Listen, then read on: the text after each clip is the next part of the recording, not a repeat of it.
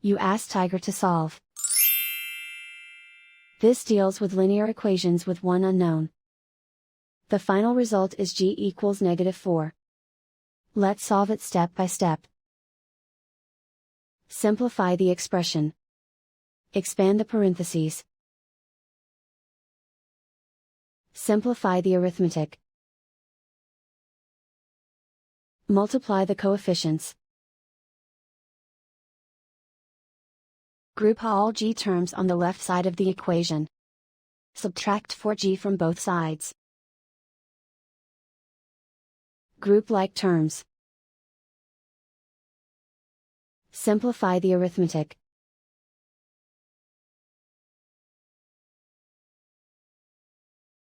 Group all constants on the right side of the equation. Subtract 4 from both sides.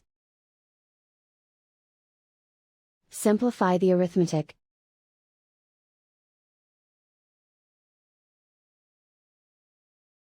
And so the final result is g equals -4.